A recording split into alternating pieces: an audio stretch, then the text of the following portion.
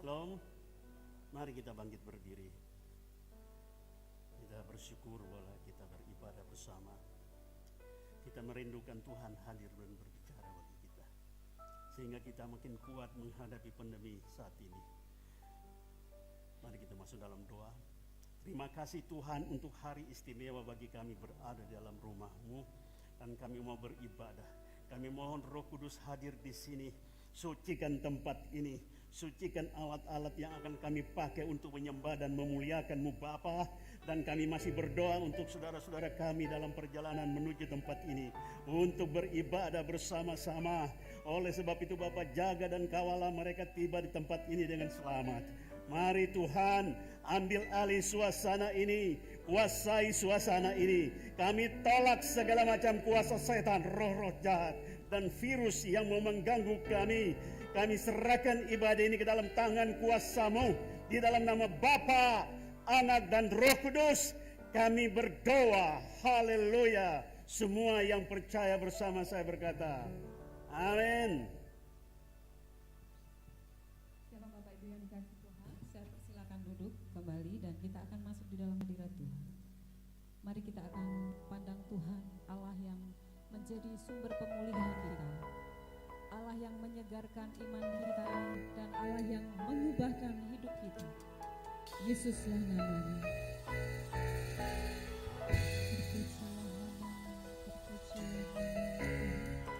Mari dengan segenap hati kita datang di hadapan-Nya, menyembah Tuhan.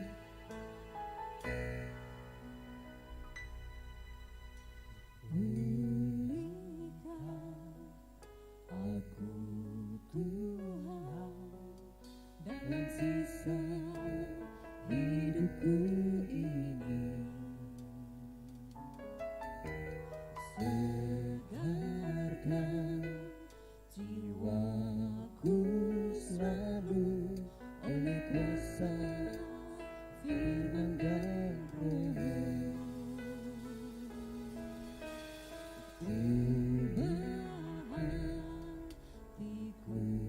Tuhan untuk lebih mengasihi-Mu, mengutamakan Kau Yesus lebih dari dunia ini. Aku ingin Engkau saja tinggal dalam kehendak rencana-Mu. Pisahkan diriku dari dunia ini, semakin ku damba kerajaan-Mu. Oh Tuhan Yesus, kerinduan hatiku, mutiara tak ternilai harta milikku. Keindahan-Mu memudarkan dunia, di mataku Engkau termulia. Mari kita mau datang kepada Tuhan.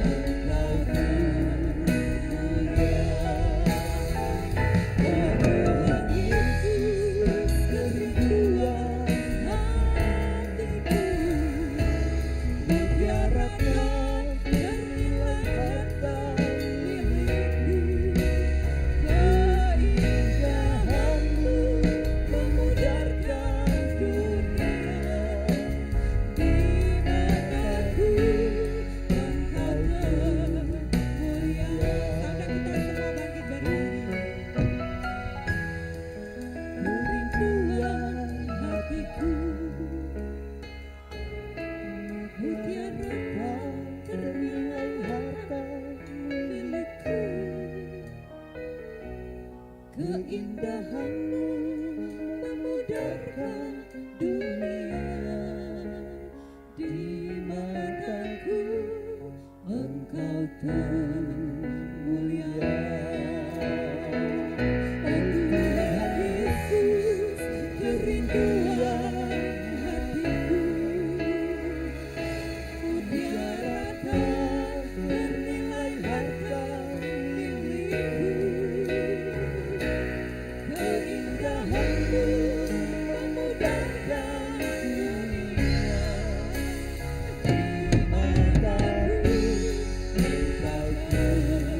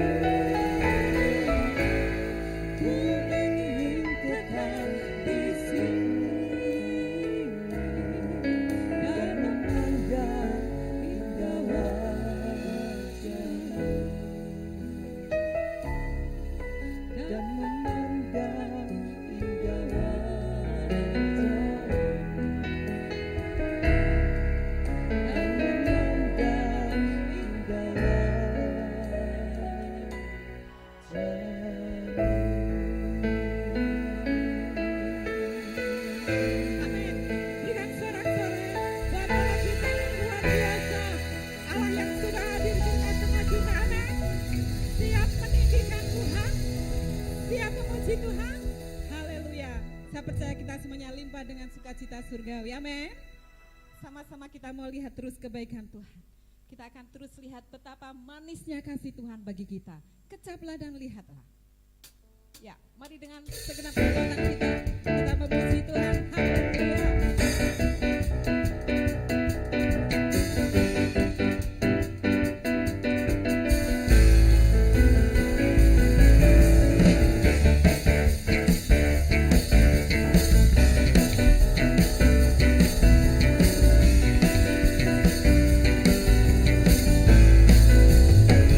Oh lihatlah betapa baiknya Tuhan, tetaplah dan nikmati kasih-Nya, setianya takkan pernah berubah, peliharaannya sempurna. Apa yang tak pernah dilihat dan tak pernah didengar, serta pernah timbul dalam hati kita, semua disediakannya bagi kita semua yang mengasihi Dia.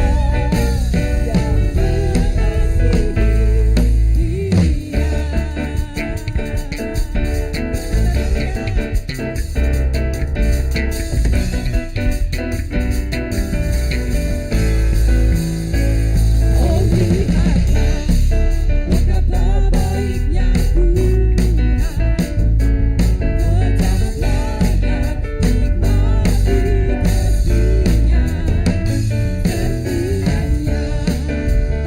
nikmati kasih-Nya, setianya takkan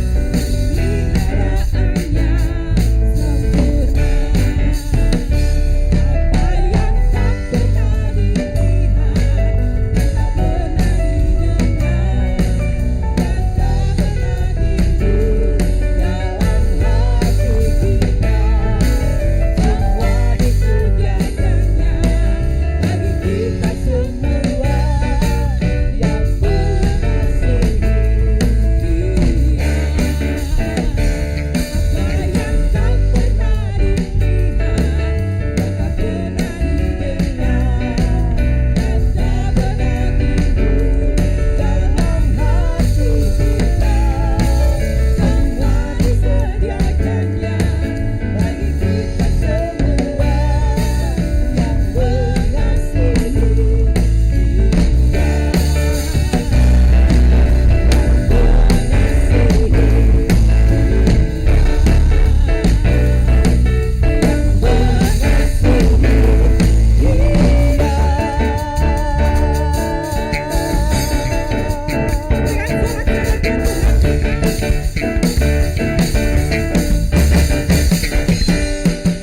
Tuhan menetapkan langkah-langkah orang yang hidupnya berkenan padanya. Tuhan menetapkan langkah-langkah orang yang hidupnya berkenan padanya. Pada waktu susah Tuhan menolong, Tuhan menopang, Tuhan hiburkan. Pada waktu susah Tuhan menolong orang yang berkenan padanya. Pada waktu susah Tuhan menolong, Tuhan menopang, Tuhan hiburkan. Pada waktu susah Tuhan menolong orang yang berkenan padanya. Orang yang berkenan padanya. Orang yang berkenan padanya.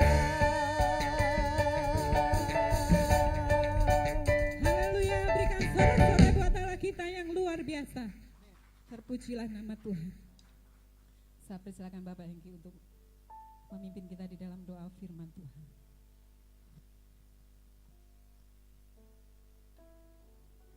Dari saudara yang saya kasih, engkau yang rindu akan Tuhan. Tuhan melihat hatimu ada di sini, dan Dia mengenal engkau dengan segala pergumulan. Biarlah hari ini engkau diberkati oleh firman. Ya Bapa, ini kami sudah berada di dalam bait-Mu. Hamba-Mu ingin menyampaikan isi hatimu, biarlah engkau saja yang memimpin lidah mulut bibir hamba, sehingga pesan-Mu sungguh sampai ke dalam hati kami semua yang mendengar, dan kami melakukan firman Tuhan. Hiburlah kami, berilah kekuatan di tengah-tengah masalah saat ini Tuhan. Kami hanya bergantung kepada Engkau, Allah penghibur kami, Allah yang memberi keselamatan kepada kami. Berkatilah waktu ini Tuhan, kuduskanlah waktu ini.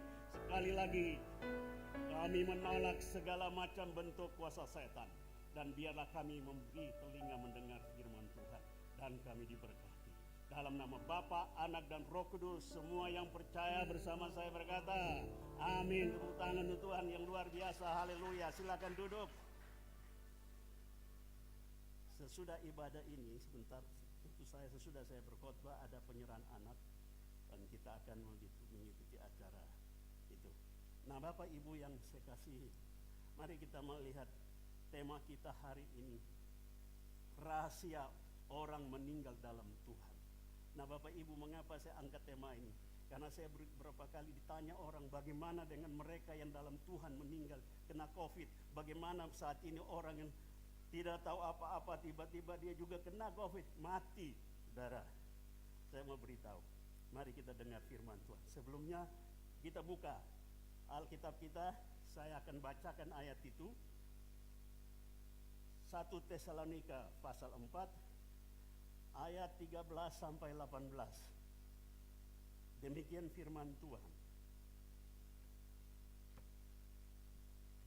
Selanjutnya, kami tidak mau saudara-saudara bahwa kamu tidak mengetahui tentang mereka yang meninggal, supaya kamu jangan berduka cita seperti orang-orang lain yang tidak mempunyai pengharapan. Karena jikalau kita percaya bahwa Yesus telah mati dan telah bangkit, maka kita percaya juga bahwa mereka yang telah meninggal dalam Yesus akan dikumpulkan Allah bersama-sama dengan Dia. Ini kami katakan kepadamu dengan firman Tuhan.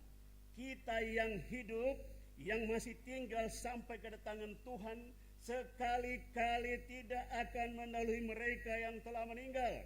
Sebab pada waktu tanda diberi, yaitu pada waktu penghulu malaikat berseru dan sangkakala Allah berbunyi, maka Tuhan sendiri akan turun dari sorga, dan mereka yang mati dalam Kristus akan lebih dahulu bangkit.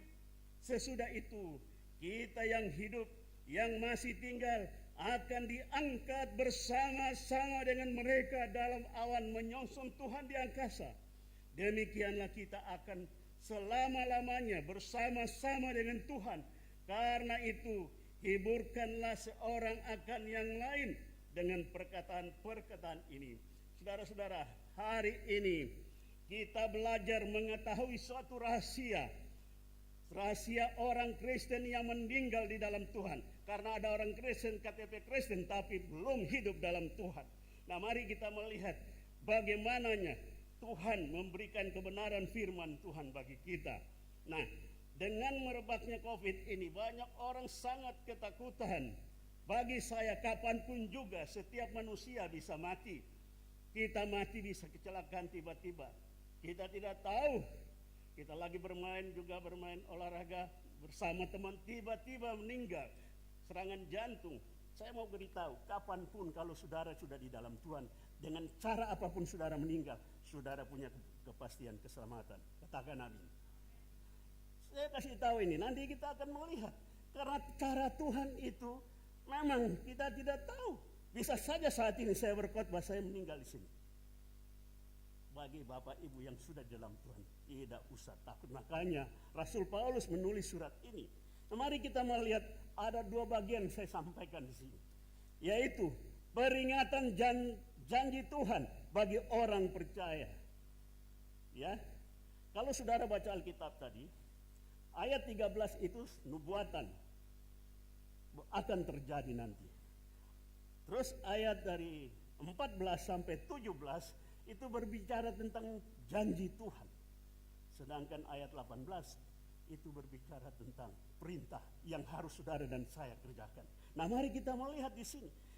Itu yang pertama, ya, sikap orang Kristen. Ini yang kedua, sikap orang percaya terhadap peringatan dan janji Tuhan sebagai suatu kesimpulan bagi kita. Nah, Bapak Ibu, kita langsung saja melihat peringatan dan janji Tuhan bagi orang percaya. Saudara, Bapak Ibu, ditemukan dalam pembacaan kita ada 8 kenyataan. 8 kenyataan yang dialami orang percaya sehubungan kedatangan Tuhan yang kedua kali. Yang pertama, memahami orang yang meninggal dalam Tuhan. Ini penting, saudara. Ayat 13a. Mari kita melihat nanti di sini. Di dalam ayat 13 ini ada 2 peringatan atau nasihat sebagai dikatakan sikap kita sebagai orang percaya untuk kita sungguh-sungguh percaya kepada firman Tuhan. Yaitu apa? Itu dikatakan tadi, supaya kita tahu tentang mereka yang meninggal. Kalau kita sudah di dalam Tuhan, kita sudah tidak usah takut. Mereka di dalam Tuhan sudah pasti selamat. Paulus ingatkan jemaat di Tesalonika. Yang kedua itu, supaya kita tidak berduka cita seperti orang yang tidak punya pengharapan. Secara manusia kita sedih. Benar. Siapapun juga akan menangis kalau melihat kekasihnya atau orang tuanya meninggal. Tetapi saya mau beritahu, ya, supaya kita tidak usah berduka cita seperti orang yang tidak punya pengharapan. Itu yang ditekankan, ya. Kalau saudara lihat sini, ayat yang pertama ini kita melihat supaya kamu tahu tentang mereka yang meninggal. Kalau saudara baca di dalam ini, ayatnya katakan, selanjutnya kami tidak mau saudara-saudara bahwa kamu tidak mengetahui tentang mereka yang meninggal. Dalam terjemahan BIS, bahasa Indonesia sehari-hari itu, saudara-saudara saya baca di sini, kami ingin supaya kalian mengetahui yang sebenarnya mengenai orang-orang yang sudah meninggal. Dalam bahasa aslinya bunyinya begini, saya langsung terjemahkan saja. Kami tidak mau kalian tidak tahu. Artinya kita harus tahu. Amin. Kita harus tahu orang meninggal di dalam Tuhan, tidak usah takut sebenarnya. Itulah tekanan Paulus. Ya. Dari kata ini jelas bahwa Paulus menyampaikan pesan bahwa orang percaya di Tesalonika harus paham bahwa mereka yang sudah meninggal dalam Tuhan, kita tidak usah takut, kita tidak usah terlalu berduka. Nah, kemudian disambung dengan yang B ini, dikatakan supaya kamu jangan berduka cita seperti orang-orang lain yang tidak mempunyai pengharapan. Saudaraku, dari kalimat ayat 13b ini jelas di sini kita melihat ada nasihat, jangan sedih atau berduka yang berlebihan. Waktu orang tua saya meninggal, ayah saya tidak begitu sedih karena ada penghiburan Roh Kudus di hati saya. Nah, saya rasa bersyukur bahwa Tuhan memberi kekuatan untuk melihat ayah saya meninggal di dalam Tuhan. Wajahnya bukan main. Nah, Bapak Ibu, kita diajar di sini supaya jangan terlalu bersedih. Dari ayat 13b ini kelihatan jelas bahwa kita yang percaya kepada Yesus, ya, kita mempunyai pengharapan. Ada pengharapan. Itu yang pertama. Yang kedua, kita lihat di sini, percaya bahwa Yesus telah mati dan bangkit. Apakah Bapak Ibu di sini sudah percaya bahwa Yesus telah mati dan bangkit untuk saudara? Harus percaya, walaupun kita tidak melihat. Itu sudah 2000 tahun yang lampau. Seorang yang menjadi percaya dan beriman kepada Yesus karena dia mendengar firman Allah dan hatinya dibuka oleh Roh Kudus untuk menerima kebenaran itu. Inilah sebuah pengakuan iman saudara dan saya. Ada pengakuan iman rasuli. Aku percaya kepada Yesus Kristus. Nah, itu harus kita percaya. Saudaraku yang sukasih, orang percaya adalah orang yang sudah bertobat. Kalau saudara belum bertobat, sulit sekali untuk percaya. Itulah sebabnya mengapa perlu ada kelahiran baru, mengubah pola hidup kita. Nah kita lihat seorang yang menjadi percaya karena ia mendengar berita firman Allah. Dikatakan di dalam Injil Yohanes pasal 3 ayat 36, barang siapa percaya kepada anak, itu Yesus, mempunyai hidup yang kekal. Amin. Walaupun saudara tidak melihat Yesus saat ini, tapi saudara percaya oleh firman Allah, Alkitab yang saudara pegang, yang baca, engkau diselamatkan. Tapi percaya itu harus ada pertobatan, saudara. Cuma percaya mengaku di mulut, di hati tidak. Yang selanjutnya ayat ini juga mengatakan, Yohanes 5 ayat 24, sesungguhnya barang siapa saja, katakan, mendengar perkataan Yesus dan percaya bahwa Yesus diutus oleh Allah Bapa, mempunyai hidup kekal. Apakah Bapak Ibu sudah punya kepastian jaminan hidup kekal di dalam hatimu? Bahwa engkau pasti selamat. Makanya itu Bapak Ibu, kenapa kita berulang kali mengatakan di atas mimbar ini, bertobat lahir baru. Karena ini penting sekali.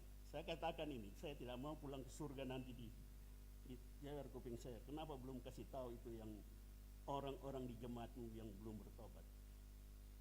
Bertobat itu adalah mengalami kelahiran baru. Ada perubahan hidup, pola pikir, tindakan, kata-kata, semua berubah. Ada drastis, ada yang pelan-pelan bertobatnya. Nah mari kita lihat ini.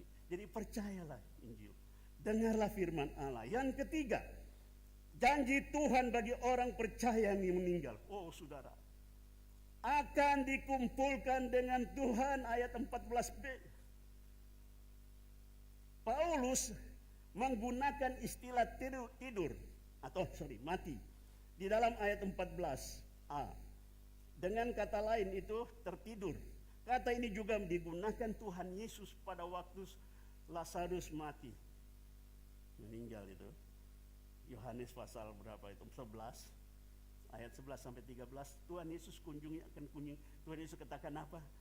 Dia akan ke sana membangunkan. Dia lagi tidur. Nah itu istilah tidur. Memang benar orang mati itu tidur. Nanti Yesus datang, bangkit, semua dibangkitkan. Oh saudara, nggak usah pikir baju baru, nggak usah. Waktu saudara Tuhan Yesus dia datang bangkitkan kita, semua sudah pakai jubah yang sama. Saya yakin jubah putih. Kita bersama-sama terangkat ke surga. Tapi kita akan melihat firman Tuhan dulu. Dikatakan sini, tubuh orang percaya bangkit bersama rohnya. Bersama rohnya bangkit. Dikatakan di situ, mereka yang telah meninggal dalam Yesus akan dikumpulkan. Saudara, yakinkanlah saudara dalam hati, apakah saya sungguh sudah hidup di dalam Yesus? Ini saya ulang-ulang kasih tahu. Orang sudah di dalam Yesus, cara ngomong, cara berpikir lain dari lain. Bisa kita berbuat salah tapi cepat minta ampun. Itu karena Roh Kudus menggerakkan hati kita. Kalau saya berdosa, saya harus mengaku dosa dan minta ampun. Maka tiap hari pertobatan saudara. Jadi jangan enak mau tidur malam, tenang-tenang saja tidur. Coba berdoa, ingat-ingat tadi saya bikin salah apa.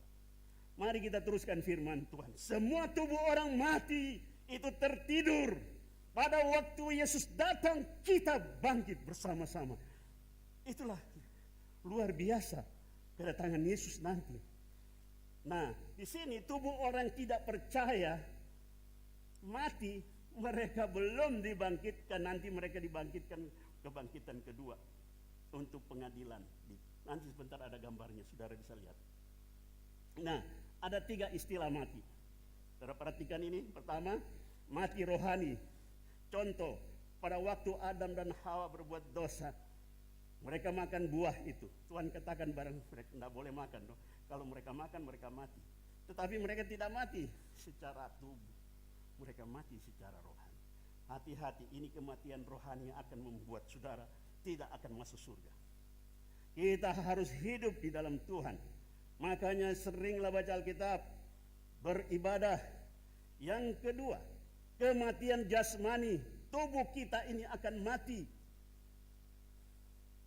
Semua saudara dan saya akan mati, kecuali waktu Yesus datang, kita mesti hidup dan kita terangkat. Haleluya. Yang ketiga, Kematian kekal, oh saudara, inilah kematian yang menyiksa, tersiksa bagi mereka yang tidak percaya. Bersyukurlah kalau saudara sudah mendalam Tuhan. Berterima kasihlah setiap hari bahwa engkau sudah di dalam Tuhan dan sudah menikmati kebaikan Tuhan. Waktu Tuhan Yesus datang, engkau sudah siap. Haleluya. Jangan takut dengar firman Tuhan ini. Kita harus sungguh-sungguh percaya. Yang keempat, kita yang hidup ini tidak akan mendahului mereka yang mati di dalam Tuhan. Mereka yang sudah mati dalam Tuhan itu lebih dahulu diangkat. Oh, jangan kaget. Bagaimana dengan mereka yang mati terbakar, hangus atau tenggelam di laut? Tuhan berkuasa, amin. Bangkit nanti semuanya. Atau yang sudah dipotong-potong, dimakan binatang, oh pasti karena Tuhan berkuasa. Nah, kita lihat di sini. Di sini kita melihat bahwa Allah menghargai orang percaya di dalam Tuhan yang sudah mati. Makanya dia duluan diangkat, suatu kehormatan. Saudara, kalau ada orang datang kan kadang-kadang kita suruh duduk di depan toh, di satu kehormatan. Jadi nanti kalau saudara sudah di dalam Tuhan, kita sudah meninggal, waktu Yesus datang, kita duluan terangkat disambut bersama-sama dengan orang yang masih hidup, bersama-sama naik. Luar biasa. Itu satu penghargaan. Amin. Wah, kalau Tuhan Yesus datang, mari. Itu satu penghargaan bagi saudara dan saya. Luar biasa kebaikan Tuhan. Ya. Tubuh orang percaya yang telah mati memakai tubuh baru. Itu luar biasa. Pengangkatan orang percaya tidak bisa dipisahkan dengan masa tribulasi. Itu masa kesusahan besar. Alasannya, nah saudara, kenapa kita tidak akan masuk dalam masa tribulasi, masa kesusahan besar? Kita lihat ayat-ayat ini, dari pandangan ini. Ya. Wahyu pasal 3 ayat 10 menjelaskan Tuhan melindungi hidup orang percaya. Kalau saudara sudah di dalam Tuhan, kemungkinan jatuh bangun dalam dosa memang bisa, tapi cepatlah mengaku dosa. Oh saudara, ini jaminan bagi kita tidak akan masuk dalam kesusahan besar antikristus. Tanda-tandanya sudah mulai muncul, tapi kita tetap belum tahu kapan munculnya dan kapan Tuhan datang. Ya. Yang kedua, kita lihat ayat itu, 1 Tesalonika 1 ayat 10b. Yesus akan menyelamatkan orang percaya dari murka yang akan datang. Ini jelas, murka yang akan datang itulah antikristus, di mana ada kesusahan besar, pembunuhan besar-besaran, penyiksaan besar-besaran. Ya. Dan dikatakan juga di dalam 1 Tesalonika 5 ayat 9 bahwa Allah tidak menetapkan kita untuk ditimpa murka. Jelas ayat ini. Tetapi untuk diselamatkan. Katakan amin. Anda yakin selamat? Amin. Bertobat kalau belum. Mari kita lihat firman Tuhan selanjutnya. Kelima, tanda diberikan penghulu malaikat. Sudah pernah dengar tanda diberikan di langit? Belum. Saudara siap-siap kalau ada tanda bunyi itu. Nah, ini bunyi sangkakala atau nafiri Allah. Tuhan, ya, jadi Tuhan memberikan tujuan tanda diberikan oleh penghulu malaikat adalah untuk membangunkan orang mati dan juga mempersiapkan kita yang masih hidup untuk bangkit, berdiri, siap. Saya kasih tahu ini saudara-saudara, pasti terjadi. Akan terjadi reuni akbar. Wah, reuni pertemuan di angkasa. Rame sukacita. Ini luar biasa nanti terjadi. Siapa penghulu malaikat? Harus tahu siapa dia orangnya. Bukan orang, dia malaikat. Saudara, Mikael, Yuda 1 ayat 9 mengatakan penghulu malaikat itulah malaikat Mikael yang nanti memerintah kepada malaikat-malaikat untuk meniup sangkakala. Nah, Bapak Ibu, pada waktu sangkakala atau nafiri Allah berbunyi, maka orang mati dalam Tuhan akan dibangkit. Orang yang belum percaya masih dalam tidur, nanti dia dibangkitkan pada waktu kebangkitan kedua untuk masuk dalam tata pengadilan kursi pengadilan besar apa nih? Atau putih besar. Nah, dan sesudah itu pengangkatan, maka terjadilah masa kesusahan besar. 3,5 tahun pertama dan 3,5 tahun kedua. Jadi 7 tahun. Saya tidak tahu kapan terjadi, tapi tanda-tandanya sudah mulai kelihatan. Kalau sampai nanti negara-negara besar menyerang Israel, itu tanda-tandanya. Jadi kita berdoa supaya kalau memang kita bukan berdoa untuk jangan terjadi itu kehendak Tuhan. Kita yang penting berdoa kita sudah siap di dalam Tuhan. Kapan saja saudara dipanggil Tuhan sudah siap. Ya, jangan katakan saya belum menikah. Jangan dulu Tuhan datang. Kalau Tuhan mau datang kapan saja bisa terjadi. Yang penting ada pernikahan di surga, yaitu pesta anak domba, pengantin pria. Yesus menyambut kita nih mempelainya, kita nih mempelai wanita. Semua ini kita. Wah, luar biasa. Kalau ada kita masuk pesta itu kan senang sekali. Ada pesta besar, sukacita. Yang berapa ini tadi ya? 6. Ya, sekarang ke-6. Kita lihat ke-6. Apa itu? Berbicara tentang apa? Tuhan turun dari sorga dan berada di awan-awan. Luar biasa. Saya beritahu, kita akan lihat. Bagaimana dengan mereka yang matanya sudah tidak bisa melihat? Saya yakin Tuhan bisa memberi dia penglihatan. Kalau dia orang percaya, Tuhan bisa memberikan. Karena dia pencipta. Jadi kita bersyukur sini. Ya, dikatakan apa di sini? Dalam ayat 16b, dan adalah penggenapan janji Tuhan di dalam Yohanes 14 ayat 1 sampai 3 dan juga Matius 24 ayat 30 31 bahwa Yesus datang. Dia sudah berkata, aku menyiapkan tempat di surga. Saudara, rumah kita sedang dibangun. Siapa belum punya rumah di sini? Jangan khawatir, di surga ada rumah yang lebih indah. Semua yang di dunia ini akan kita tinggalkan. Saya tidak tahu rumah saya sekarang saya baru berpikir, nanti juga saya tinggalkan ini rumah bagus ini satu. Siapa yang mau ini? Oh, nanti ada yang tangan di sini. Saya katakan biar nanti Tuhan yang tunjuk orang yang punya. Nah, kita lihat di sini firman Tuhan. Ya, semua orang percaya yang telah dibangkitkan dan yang mereka masih hidup itu akan diangkat. Dan sesudah itu terjadilah masa dikatakan tadi masa antikris. Nah, yang ketujuh, kita yang masih hidup terangkat menyongsong Tuhan di angkasa. Menyongsong Tuhan di angkasa, di awan-awan itu ya. Istilah awan dalam ayat 17 mempunyai kesamaan dengan peristiwa pada waktu Yesus terangkat naik ke surga di Kisah Rasul, dan malaikat katakan sebagaimana dia naik ke surga demikian dia juga akan datang. Jadi awan itu dah nanti dipakai kendaraan Tuhan Yesus datang kembali, dan kita juga akan merasakan diangkat oleh awan itu. Amin. Puji Tuhan. Mari kita tetap setia kepada Tuhan. Hal ini sesuai dengan ucapan malaikat di dalam Kisah 1 ayat 9 sampai 11. Maka itu Bapak Ibu mengetahui bahwa setiap orang percaya akan melihat Tuhan. Kita akan melihat Tuhan. Ya, dan kita bersyukur. Kalimat menyongsong itu mengandung arti adalah bertemu dengan yang mulia dalam Alkitab. Jadi kita nanti akan bertemu dengan Tuhan. Makanya tubuh kita tubuh yang sudah dibersihkan, tubuh rohani. Saudara, saya akan mempunyai tempat di surga. Saya yakin. Selama saya setia di dunia ini melayani Tuhan, saya menjaga itu. Dan Tuhan juga memberikan kesempatan bagi saudara untuk lebih sungguh-sungguh dengan Tuhan. Karena juga saudara punya tempat nanti di surga. Tidak usah khawatir.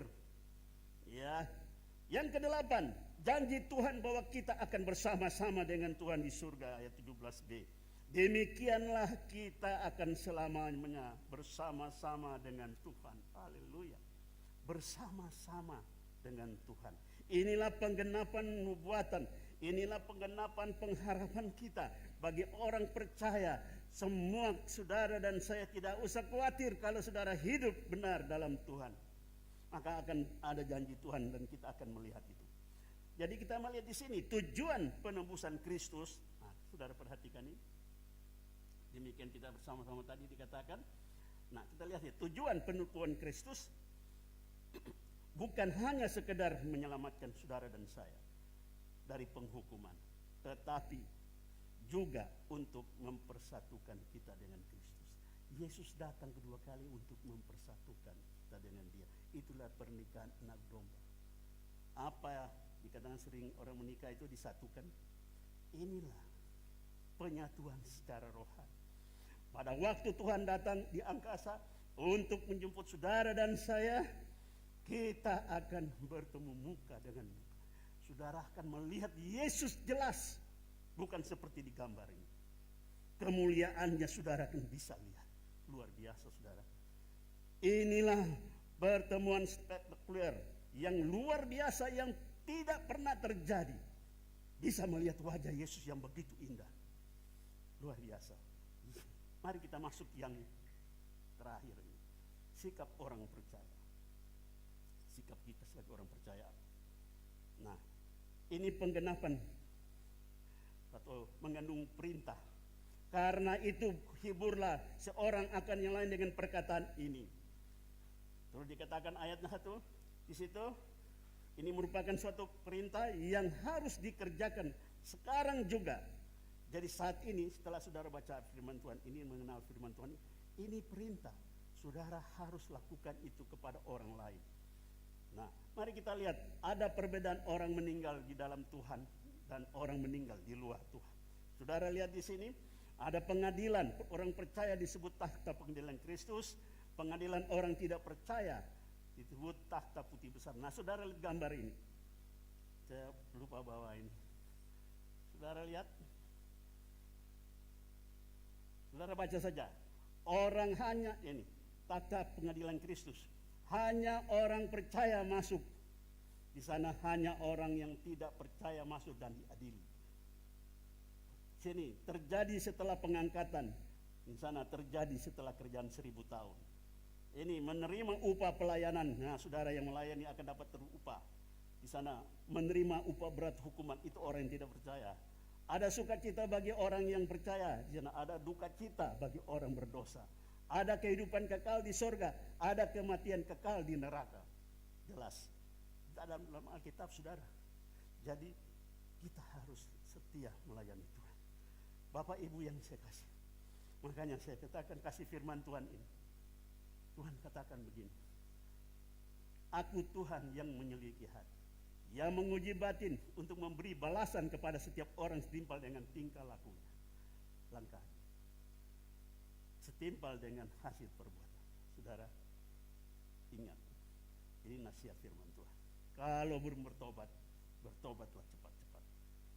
Nah, oleh sebab itu kita pada saat ini harus mempunyai sikap mempersiapkan diri menjelang kedatangan Tuhan.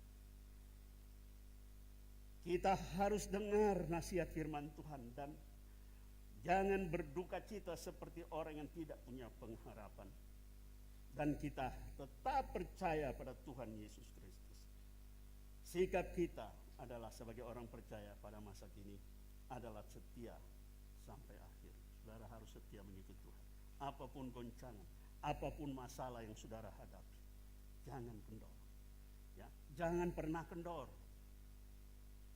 Tuhan Yesus memberkati. Mari kita berdoa untuk firman Tuhan. Terima kasih Tuhan Yesus. Hamba-Mu sudah memberitakan isi hati-Mu, biarlah kami sementara hidup di dalam masalah pandemi ini. Kami tidak takut bahaya, maut apapun. Kami mau belajar berserah kepada Tuhan. Kalau Tuhan berikan kesempatan hidup, berarti ada tanggung jawab kami untuk memberitakan Injil-Mu. Berkatilah kami semua. Terpujilah Bapa di dalam Yesus Tuhan. Haleluya. Amin. Kita akan masuk dalam penyerahan anak. Saya minta keluarga Tarmin dan Ibu dan anaknya maju ke depan. Ya. Bapak Ibu Armin dan Ibu kita, dan juga yang akan menyerahkan anak Cecilia Putri Stefanus. Nah, nasihat saya, ini diserahkan kepada Tuhan pada hari ini, anak Cecilia. Pesan saya, gereja hanya bisa mendidik sebatas mereka mengikuti sekolah minggu. Tapi tanggung jawab yang besar ada di tangan kalian berdua untuk mendidik. Seperti firman Tuhan dalam Ulangan pasal 6 ayat 6. Ajarlah mereka berulang-ulang. Jadi biarlah anak yang diserahkan ini sungguh-sungguh akan diberkati Tuhan. Saya mengundang lagi panggung. Mari kita bangkit berdiri.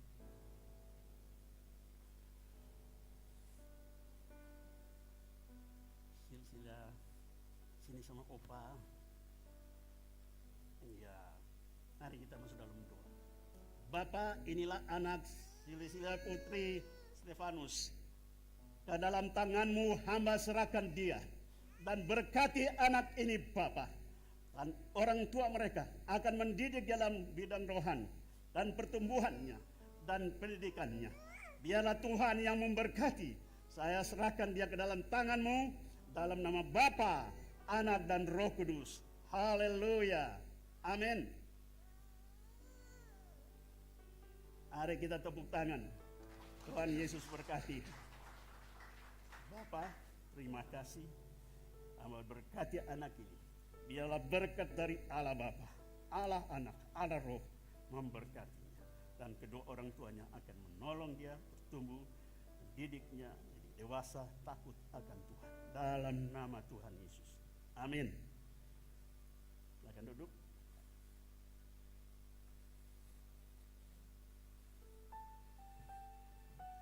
Puji Tuhan, kita semuanya sudah mendengarkan firman Tuhan.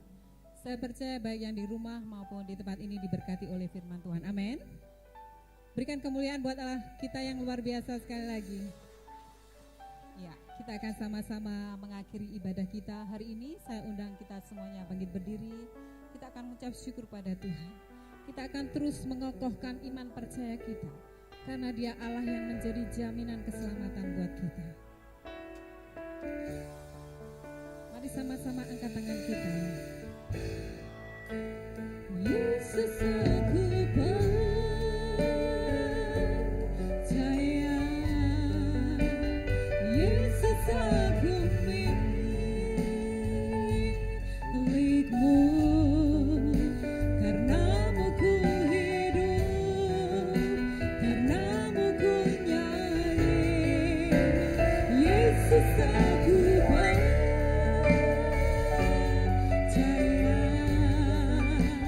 Yesus aku milikmu, karenamu ku hidup, karenamu ku nyanyi, karenamu ku hidup, dan hanya untukmu, karenamu ku hidup, dan hanya untukmu.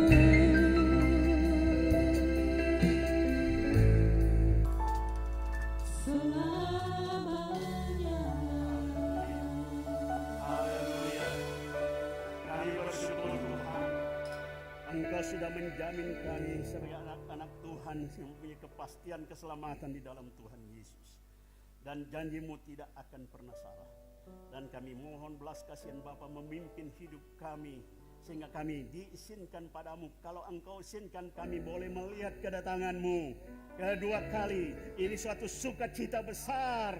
Kami percaya itu akan terjadi bagi orang percaya. Saudaraku yang kekasih, mari kita berdoa supaya Tuhan memberkati hidupmu. Bapa yang baik, hamba berdoa untuk jemaat-Mu di sini. Mereka yang sakit, yang ada di rumah sakit. Kami juga berdoa untuk Ibu Marcelina Jamahan kuasa nama Yesus terjadi untuk tubuhnya. Juga kami, saudara-saudara kami yang di rumah, Tuhan jamah dan sembuhkan mereka yang sakit. Terima kasih. Bagi saudara-saudara yang berulang tahun pada minggu ini, biarlah Tuhan juga memberkati hidup mereka. Bagi anak-anak kami juga kami berdoa supaya anak-anak kami diberkati Tuhan dalam sekolah mereka walaupun melalui online. Tuhan berkati. Kami juga berdoa untuk bangsa kami Indonesia. Biarlah belas kasihan Bapa turun atasnya dan memberkati negara kami. Beri perlindungan secara khusus dalam serangan COVID. Juga untuk kami yang tinggal di Surabaya. Jemaat kami, GKRI Anggur Baru Surabaya. Juga dalam perlindungan-Mu Bapa. Terima kasih Tuhan, terima kasih. Saudara yang saya kasihi, arahkanlah hatimu kepada Dia yang sedang berada di surga. Juga melihat ke bawah. Dia merindukan kita bertemu muka dengan Dia. Angkatlah tangan, terimalah berkat-Nya. Pulanglah dan menjadi berkat di dalam nama Bapa, Anak dan Roh Kudus. Semua yang percaya bersama saya berkata, amin. Tuhan Yesus memberkati. Shalom. Selamat hari Minggu dan Tuhan Yesus memberkati dengan limpah.